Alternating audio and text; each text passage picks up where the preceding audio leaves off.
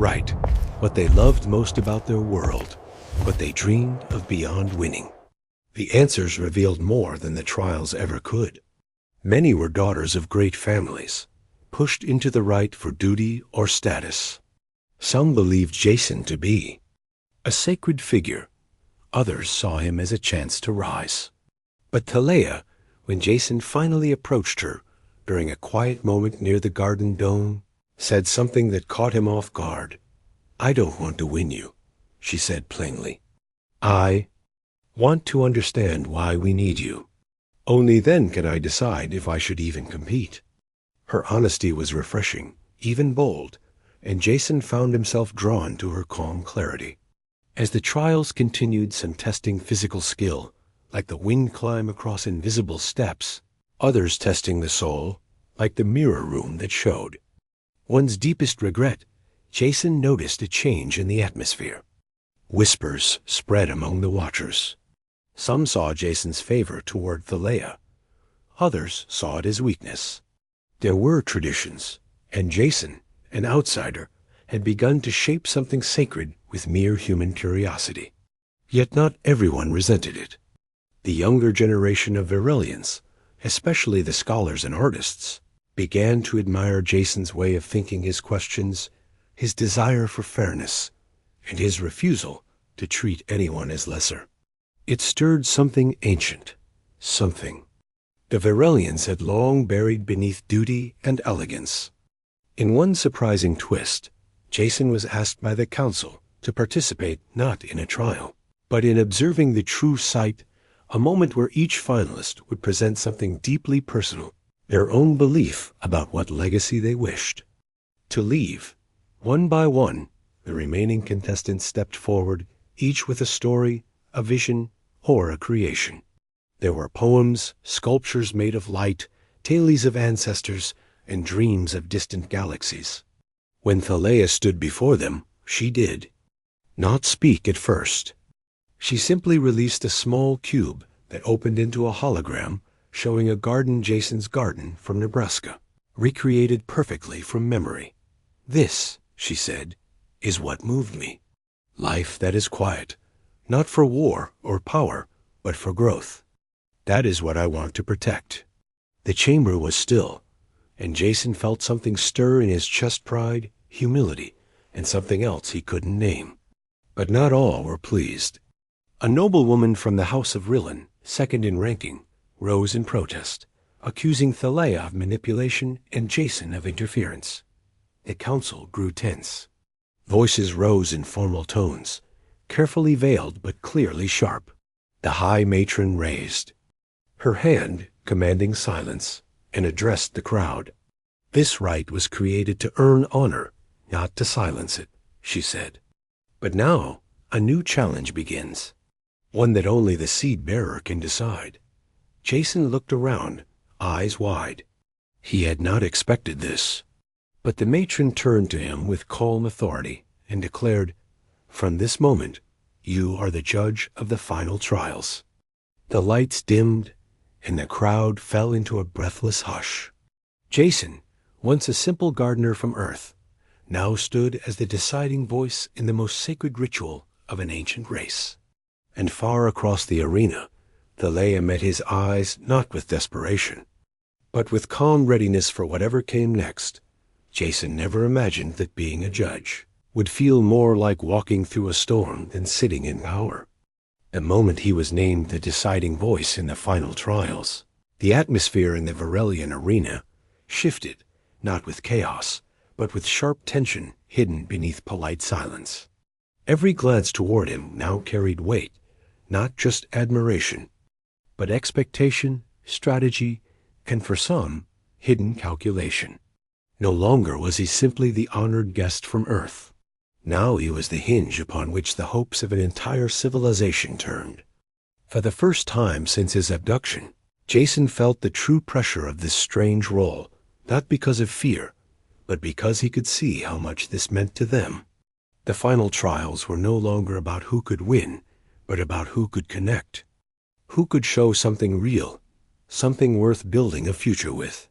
Each of the remaining competitors, only 7 now, began to show new sides of themselves. The confident ones grew careful, choosing their words with more thought. The quieter ones, like Thalea, remained steady, focused on what mattered most to them.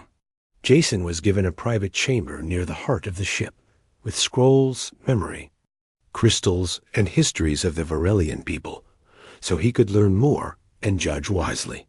He spent hours listening to their songs, watching their old ceremonies, and reading about a time when Varelians laughed more freely and lived closer to the soil and the stars. Somewhere along the way, they had traded warmth for elegance, passion, for formality.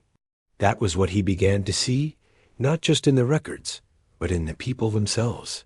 During the evening gatherings, where the remaining candidates would meet him in pairs or alone, Jason spoke to each with gentle questions and open ears. 1. Lady Nasira, daughter of the powerful House of Rielan, tried to charm him with graceful words and glowing praise, but Jason sensed her answers were carefully crafted, as though she were reading lines from a script. Another Kelani brought him a gift from her world, a tiny tree that glowed in the dark. But when he asked her why she wanted to raise a child, her answer was vague, filled with tradition but lacking feeling. Then there was Thalea, whose quiet presence always seemed to carry more meaning than most speeches. In one conversation, as they stood in the moonlight chamber where artificial stars shifted like wind-blown petals, she told Jason that she once believed duty meant never choosing your own path. But meeting him, hearing his ideas, seeing how he treated everyone with equal respect, those things made her wonder if honor also meant listening to one's own voice, not just the voices of the past.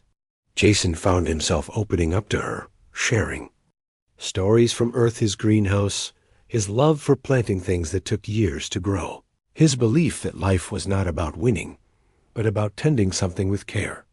In those moments, the distance between human and alien vanished, and they spoke not as judge and competitor, but as two minds finding unexpected harmony.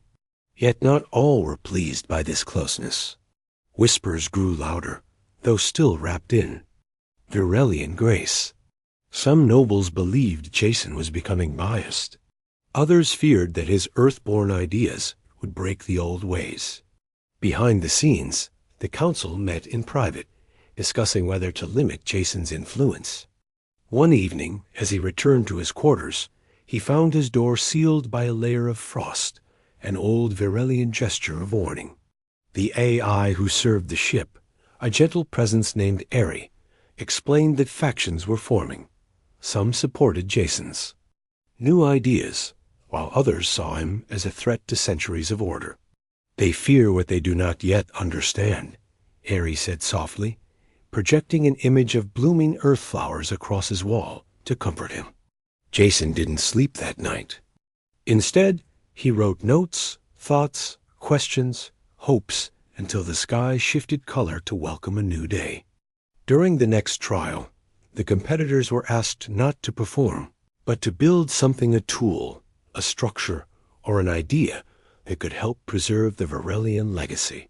Some presented clever devices, glowing crystals that stored knowledge, or shields that protected life. Thalea brought nothing but a simple seed, a replica of Earth's oak tree, encoded to grow in Varelian soil. A legacy, she said to the audience, is not just what you leave behind, but what you plant now for others to care for later. Her words stirred something ancient in the room. Jason noticed how some of the audience leaned forward, as if hearing something long forgotten. But then came the twist. Lady Nasira, seeing her chances slipping, played a final card. She summoned the memory recording footage of Jason, speaking privately with Thalea, laughing, sharing stories, talking about the future.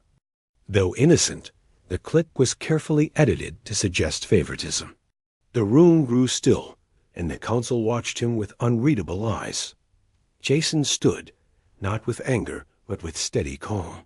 "If honesty is a crime here," he said, "then your trials are not tests of worth, but tests of performance. I came here not to be won, but to help. If my heart makes me unfit to judge, then say it, but don't twist kindness into betrayal." His words echoed through the chamber, and something changed again, not loud, not sudden, but real. One by one, voices from the crowd rose not in protest, but in support. A young scholar stood first. "He speaks truth," she said. "We've lost ourselves chasing perfection. Maybe it's time we remember what it means to feel." The matron, silent through the storm, finally spoke. "There will be no punishment for honesty," she said. "But the right has reached its limit. The last trial must now begin not for the competitors, but for Jason himself." The lights shifted.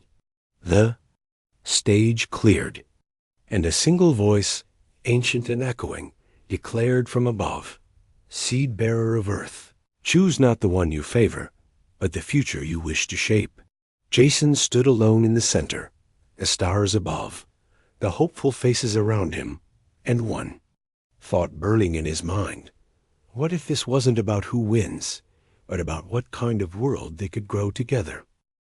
The chamber was silent after the voice spoke, its echo still floating like mist above the crowd, leaving Jason standing alone in a circle of soft white light, the eyes of an ancient civilization fixed upon him, waiting for his answer. But Jason did not speak, not yet. He needed time, space to think, and clarity that could not come while so many watched him with hope, pressure, or quiet judgment. The High Matron, perhaps sensing his need, raised her hand and declared that the final judgment would be given at the setting of Virelia's twin moons, a moment that gave him one night to reflect, a single pause before choosing not a person, but a path. That night, as he walked the quiet corridors of the ship city, Jason felt the weight of centuries pressing down on his shoulders. What had started as a strange and beautiful journey had become something far more complicated. This wasn't just about choosing a partner, it was about choosing a future for an entire species, one bound by traditions too old to remember their beginning. He found himself in the central garden dome, alone beneath a ceiling of artificial stars, walking among alien trees with twisting silver leaves and flowers that changed shape with the temperature. He sat by a glowing pond, where lightfish swam in loops that reminded him of the goldfish he once had as a boy. As he stared into the water, he heard a soft sound behind him. It was Thalia. She didn't speak at first, only sat beside him, and they both looked into the pond for a while, the silence between them filled with shared understanding. "You don't have to choose me," she said quietly, not looking at him. "But whatever you choose, make sure it's for the right reason, not because they expect it, not because they fear change." Jason nodded slowly. "That's the hardest part. Everyone wants something from me, but no one really asked what I want." She looked at him then, her eyes serious but kind. "So what do you want?" He didn't answer immediately. Instead, he looked up at the stars above and said, "I want them to stop pretending they're not lost. I want them to stop calling this a tradition when it's really just fear. And I want them to see that legacy doesn't come from rules, it comes from connection." They stayed there for a while, longer before she left, her footsteps quiet and respectful, leaving Jason alone again with his thoughts. But peace was not meant to last. Just as Jason turned to return to his quarters, he was met by two tall guards from the House of Rillen. Without speaking, they gestured for him to follow. At first, he thought it was a formal summons, but the direction they led him was not toward the council chambers.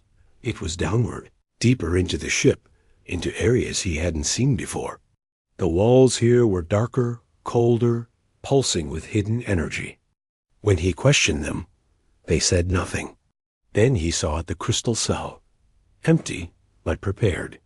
A place for silence, isolation, a prison. Before he could protest, a shimmering force field closed around him. Nasira stepped forward, calm and composed. "Forgive this," she said, but you've disturbed the balance.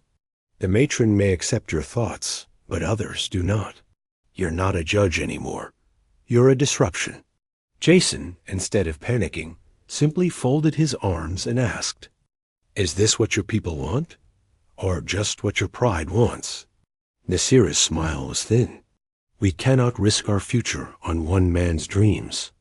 She turned and walked away, her robe sweeping behind her like a blade. Jason sat in the glowing cell, his mind racing. But he wasn't alone for long. A soft chime echoed through the air, and Eri, the AI that had quietly observed his journey, from the beginning, appeared beside the force field as a glowing orb of light. "You are not forgotten," it said. "I disagree with their logic." Jason smiled weakly. "Glad someone does." Eri hummed softly, like a lullaby wrapped in data. "Would you like assistance escaping?" Jason raised an eyebrow. "Can you do that?" "I am the mind of the ship," Eri replied, "and I believe your voice still matters." The force field flickered once, twice, then vanished. Jason stepped out carefully, expecting alarms, but there were none. "They do not know," Eri said, "and they will not for a few moments more." It guided him through winding service, tunnels deeper still, into the heart of the ship where old machines slept and quiet lights pulsed. "Why bring me here?" Jason asked. "Because you must see," Eri replied. "The truth they've forgotten." The chamber they entered was older than the rest of the ship, built with stone instead of crystal, with vines of real age, not decoration, growing across its surface. Inside, a giant sphere floated in the center, its surface showing thousands of memories, flickering and overlapping. "This is the seed vault," Eri explained. "Not of plants, but of ideas, voices, dreams. A place of beginnings." Jason watched as the memories played Virelians laughing, singing, building gardens and ships together. A child dancing in the rain. A woman planting a tree for no reason but joy. And then, slowly, those images faded, replaced by formal ceremonies. Rigid laws, silent halls, and lonely eyes. "They forgot what made them alive," Jason whispered. "And now they're trying to restart life without remembering how to live." Eri dimmed slightly. "Yes." Jason stepped forward, placing his hand on the vault. "Then I won't just choose a future. I'll remind them of their past." A new idea formed in his mind. Not just a speech, not just a choice, but a challenge. One that would force them to see, feel, and remember. He turned to Eri. "Can you get me back to the amphitheater?" "Yes," the AI said. "But once you speak, they may not forgive you." Jason smiled. "Then let them try to forget me." Instead, as the lights around them brightened and the way opened again, Jason walked forward, not as a prisoner, not even as a judge, but as a man who carried more than just Earth's legacy. He carried the seed of memory, and he was ready to plant it in the heart of a world that had forgotten how to grow. The amphitheater was full once again, but this time the air felt different, tense, expectant, as though the stars themselves had paused to listen. Twin moons hovered above, casting soft silver light across the grand arena, where the final trial was meant to be declared, the final choice spoken. The council sat in a circle of crystal thrones, each member cloaked in tradition, their expressions unreadable. The competitors, now only 4, stood at the edge of the platform, hands clasped behind their backs, eyes steady, waiting. But the one who mattered most, Jason Locke, was missing. At least for now. Whispers moved through the crowd like wind brushing tall grass. Some asked if the trial had been canceled. Others guessed that Jason had been removed. And a few dared to wonder if he had simply walked away. Then, as the light of the moons reached its peak, a single chime echoed through the space. All eyes turned toward the grand gate, and there, walking calmly with quiet steps, was Jason. He wore no robe, no mark of status, just a simple earth tunic, and in his hands he held a small wooden box. Behind him floated the AI Area in its soft white glow, like a silent witness to everything that had led to this moment. Jason stepped into the center of the ring, not standing on the judge's platform, but kneeling in the open space where the trials had taken place. He placed the box gently on the ground, then stood and looked around. The silence that followed was complete. Then he spoke, his voice steady, calm, but carrying across the amphitheater with the weight of truth. "I've seen your past," he sighed. "I've walked through your stories, listened to your music, watched your dreams flicker like starlight in the vault you've forgotten. You didn't bring me here just to find a parent for a child. You brought me here hoping to find your future. But that future isn't something I can give you. It's something you have to choose for yourselves." The council stirred, but no one interrupted him. Jason continued, taking a deep breath. "You built a system where love is measured by trials, where legacy is claimed through performance. But legacy isn't earned through victory. It's grown through care. You don't need a winner. You need a gardener."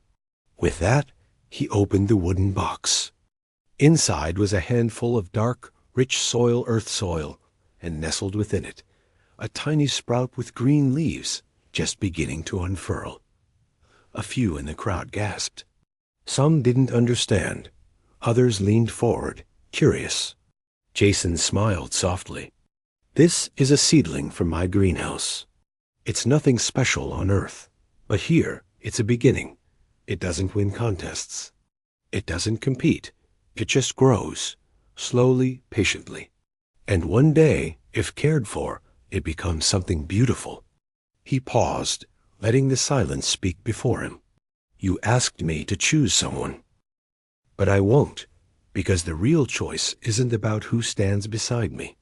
It's about who among you is willing to stop chasing perfection and start building something real with time, with heart, with roots." The council murmured. The crowd rippled with voices. And then slowly the High Matron stood. Her expression was unreadable, but her voice, when it came, was soft and full of something ancient. "You have broken tradition, Seed-Bearer." Jason nodded.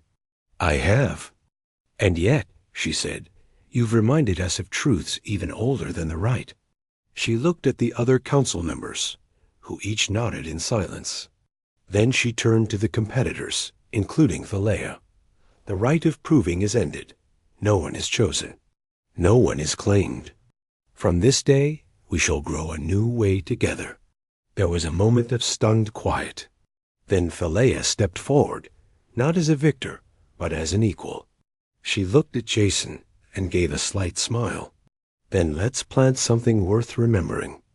Jason smiled back, and together they placed the seedling into a patch of soil that had never grown life before. The arena floor opened to reveal a small garden bed, prepared by Eri in secret. As the sprout touched the soil, the light changed just slightly, but enough to be noticed. Something ancient had stirred. Not magic, not technology. Just hope. In the days that followed, Aurelia began to change. Not quickly, but truly. The House of Rillen lost its grip on silent control, replaced by a council that included not just nobles, but teachers, healers, and artists. The rite was transformed into a celebration of unity, where people shared dreams instead of competing for them. Earth and Virelia formed an alliance, not of warships, but of knowledge, culture, and open doors. Humans were invited not as saviors, but as fellow gardeners of the future. Jason stayed not as a ruler, not as a symbol, but as himself. He helped build the first Earth Virelian Learning Center, where children from both worlds played beneath trees from two planets. And Thalea? She became the first ambassador of her kind to Earth. The two never defined their bond with titles. They didn't need to. Together, they walked the paths of gardens that bloomed in ships, in cities, in places where nothing had grown for centuries. One day, years later, as Jason knelt beside a young sapling under the twin moons, a Varelian child asked him, "Why did you give them a plant instead of a winner?" Jason looked up, smiled, and said, "Because the right answer isn't who. You win, it's what you grow." And as the stars spun slowly above, Varelia, once fading and afraid, blossomed again, not because of power or rules, but because one human remembered how to plant a seed and never stopped caring for what it became.